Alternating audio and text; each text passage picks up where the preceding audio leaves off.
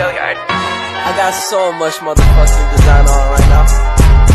Break it down, bring it back, make it clap. I got 3 old thoughts, new guap, where that thing. Bitches on my line, and you know they come strapped. Integrasi nasional merupakan proses penyatuan berbagai perbedaan-perbedaan yang ada pada masyarakat sehingga menjadi selaras dalam sebuah bangsa.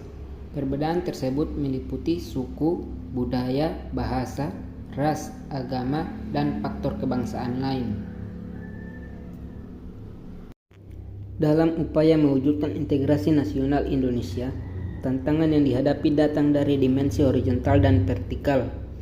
Dalam dimensi horizontal, tantangan yang ada berkenaan dengan pembelahan horizontal yang berakar pada perbedaan suku, agama, ras, dan geografi. Sedangkan dalam dimensi vertikal, tantangan yang ada adalah berupa celah perbedaan antara elit dan massa, di mana latar belakang pendidikan kekotaan menyebabkan kaum elit berbeda dari massa yang cenderung berpandangan tradisional. Masalah yang berkenaan dengan dimensi vertikal lebih sering muncul ke permukaan setelah berbaur dengan dimensi horizontal, sehingga hal ini memberikan kesan bahwa dalam kasus Indonesia, dimensi horizontal lebih menonjol daripada dimensi vertikalnya.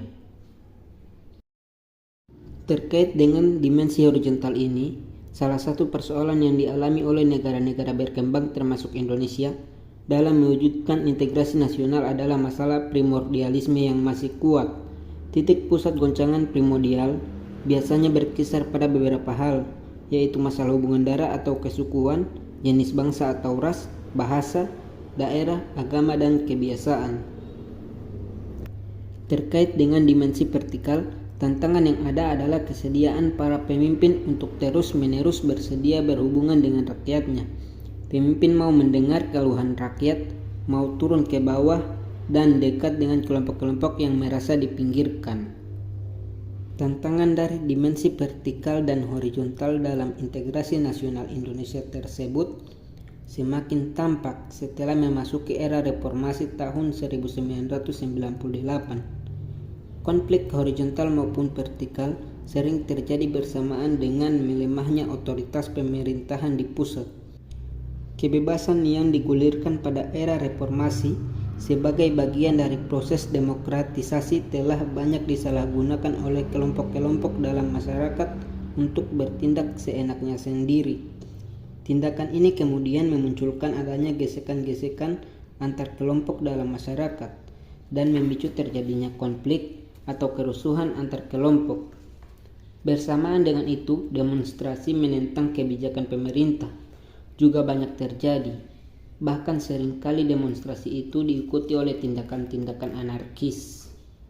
Di era globalisasi, tantangan itu ditambah oleh adanya tarikan global, di mana keberadaan negara atau bangsa sering dirasa terlalu sempit untuk mewadahi tuntutan dan kecenderungan global.